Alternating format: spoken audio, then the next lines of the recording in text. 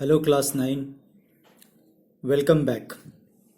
We were doing chapter 14, the respiratory system.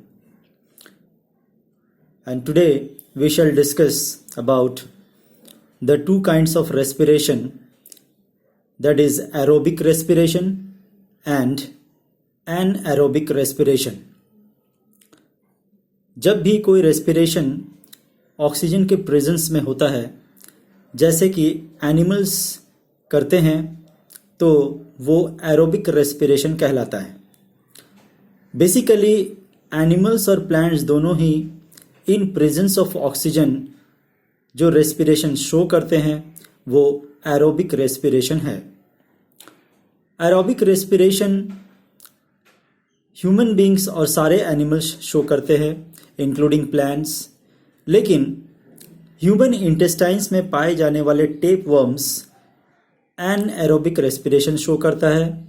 That is the respiration which is done in absence of oxygen. तो aerobic respiration takes place in presence of oxygen, लेकिन anaerobic respiration ऐसा respiration है जो oxygen के absence में होता है. Muscles work करते हैं और respiration in absence of oxygen होता है. जैसा कि टेप वर्म इकलौता ऐसा एनिमल है जो ह्यूमन इंटेस्टाइन में पाए जाने वाला, ये एब्सेंस ऑफ ऑक्सीजन के रूप में एनारोबिक रेस्पिरेशन शो करता है.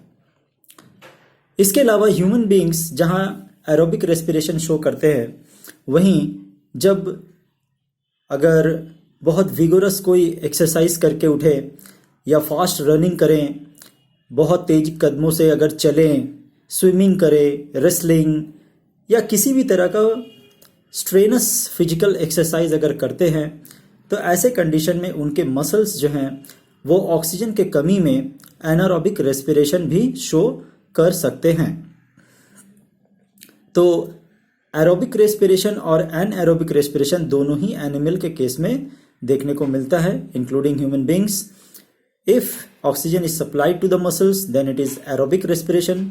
If oxygen is not supplied to the muscles due to unavailability और less amount of oxygen present in the muscles में शो एनाएरोबिक रेस्पिरेशन. अब दोनों में डिफरेंस क्या है? एक डिफरेंस तो क्लियर है कि presence and absence of oxygen.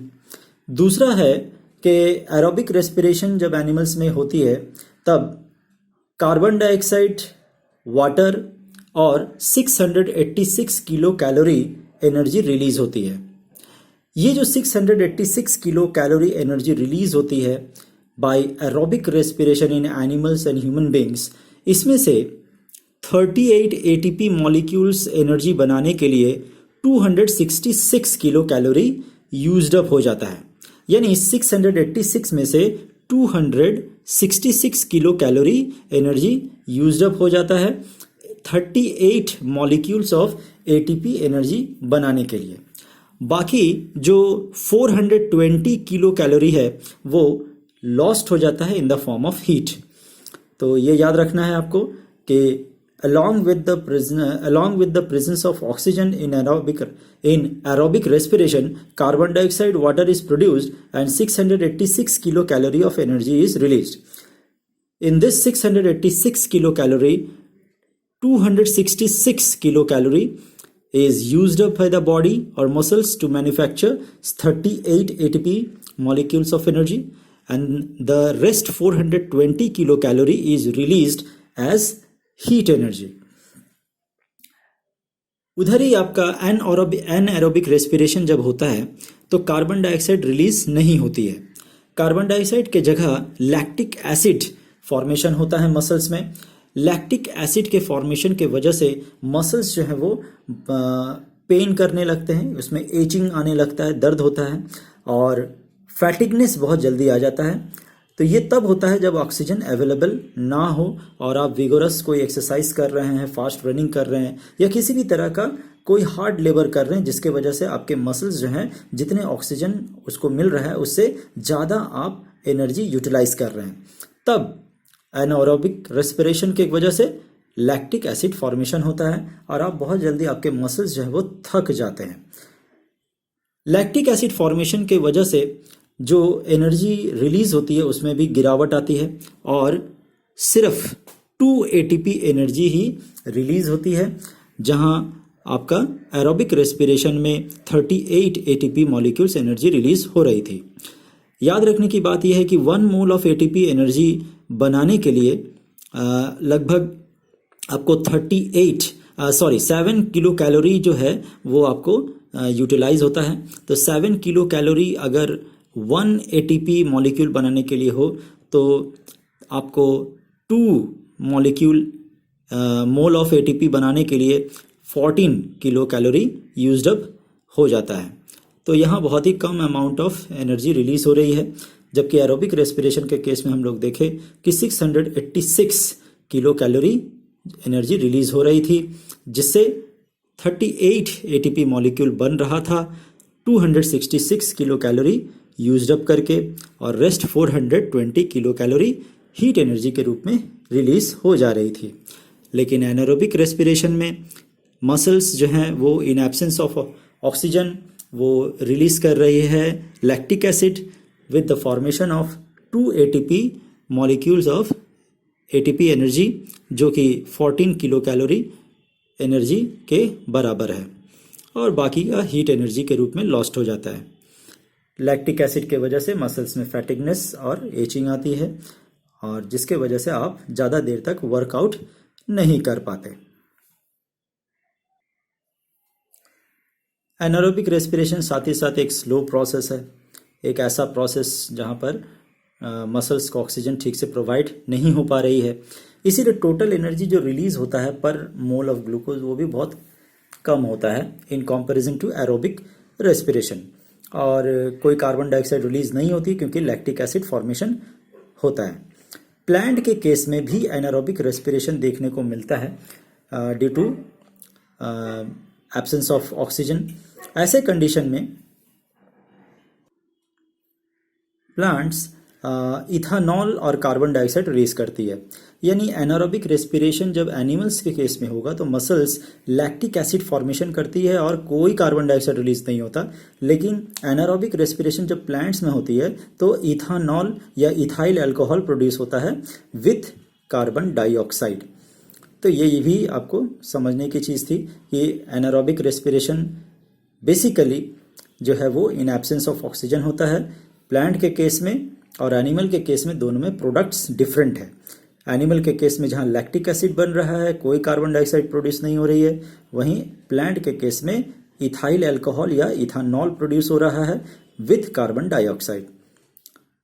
और एरोबिक रेस्पिरेशन भी क्लियर कर दिया गया है आप लोगों को कि प्लांट एनिमल दोनों ही एरोबिक रेस्पिरेशन शो करते हैं, और जो प्रोडक्ट है एरोबिक रेस्पिरेशन उसमें कार्बन डाइऑक्साइड, वाटर और ATP मॉलिक्यूल्स ज़्यादा मात्रा में है। अब हम लोग कुछ टर्म्स हैं जो रिलेटेड रेस्पिरेशन से उसको जानेंगे, जैसे breathing. What is breathing? Breathing का मतलब होता है inhaling air containing more oxygen and releasing air containing less oxygen. और इसको इलैबोरेटली पूरा अगर पढ़ा जाए तो इसको ऐसे पढ़ेंगे कि inhaling air containing much oxygen and very little carbon dioxide, excelling air containing less oxygen and much carbon dioxide. तो सिर्फ ये बोलना कि ऑक्सीजन का लेना और कार्बन डाइऑक्साइड का एक्सेल करना ये ब्रीदिंग नहीं कहलाता। ब्रीदिंग एक फिजिकल प्रोसेस है जहाँ पर आप एयर को इनहेल करते हैं और एयर ही एक्सेल करते हैं, लेकिन जो इनहेल करते हैं उसमें ऑक्सीजन की मात्रा ज़्यादा होती है और कार्बन डाइऑक्साइड की मात्रा बहुत कम, और जो एयर आप एक्सेल आउट करते हैं अपने शरीर से निकालते हैं उसमें लेस अमाउंट ऑफ ऑक्सीजन होती है और ज़्यादा मात्रा में कार्बन डाइऑक्साइड। तो यही आपको बोलना होगा ब्रीदिंग के केस में, और ये एक फिजिकल प्रोसेस है। यहाँ पर आपके जो सेल्स हैं वो यूटिलाइज नहीं होते, ऑक्सीडेशन नहीं होता, it's just a physical process of taking in and giving out air. दूसरा जो वर्ड है वो है आपका गैसियस ट्रांसपोर्ट। ऑक्सीजन जो ब्लड एब्जॉर्ब करती है लंग्स में वो आरबीसी तक पहुंचता है, और आरबीसी में हेमोग्लोबिन के साथ ऑक्सीजन कंबाइन होकर एक टेम्पररी प्रोडक्ट बनाती है जिसका नाम है ऑक्सी हेमोग्लोबिन।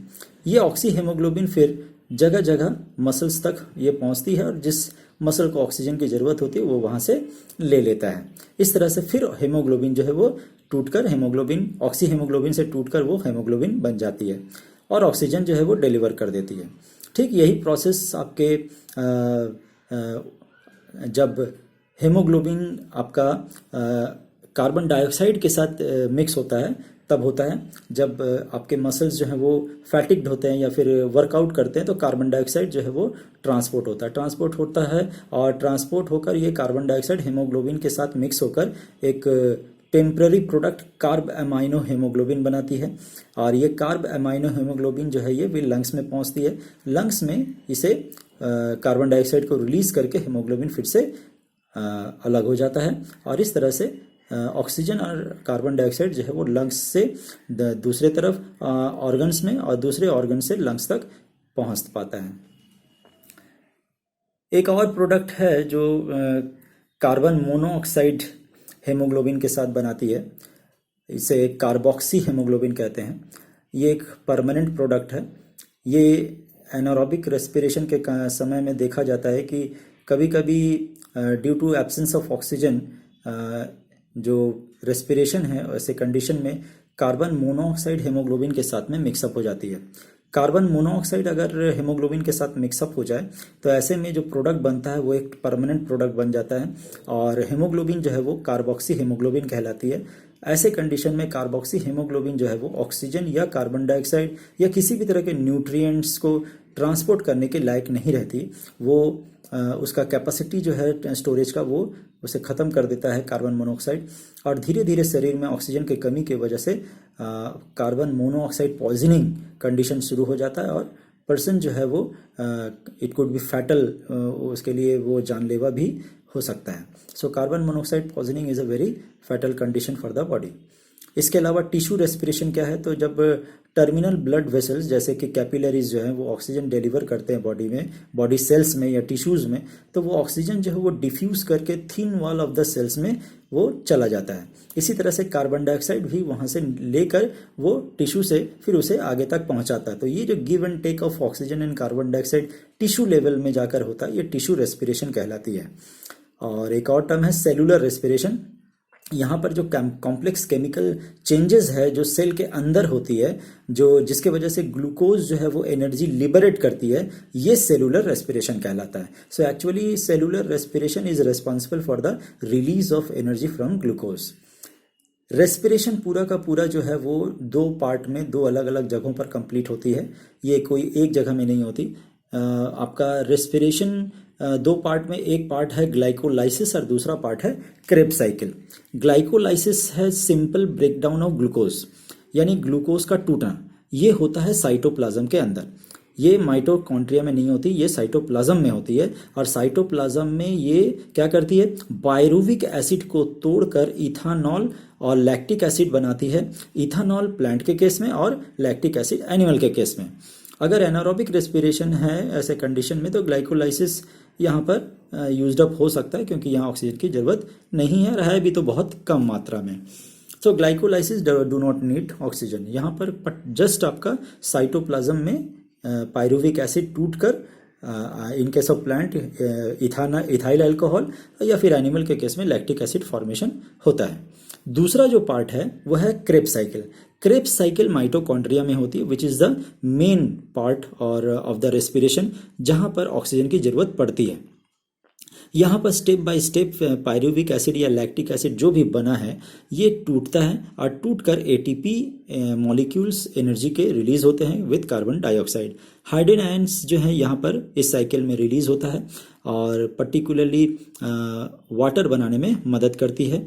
यहाँ पर बहुत अधिक मात्रा में एनर्जी रिलीज होती है और ऑलरेडी बताया गया है कि in normal condition in presence of oxygen 38 ATP molecules release होती है। So respiration in cell takes place in two places. One is glycolysis, which takes place in the cytoplasm. Here the breakdown of glucose takes place, and the second part, which is Krebs cycle, it is also known as TCA cycle, tricarboxylic acid cycle, and it takes place inside the mitochondria. It needs oxygen, and in this case much more amount of ATP energy is released along with the carbon dioxide. आज हम लोग यहाँ तक study करेंगे। अगले video में हम लोग इससे आगे बढ़ेंगे। तब तक आप लोग इसको अच्छी तरह से पढ़ें और स्टडी करें। Thank you.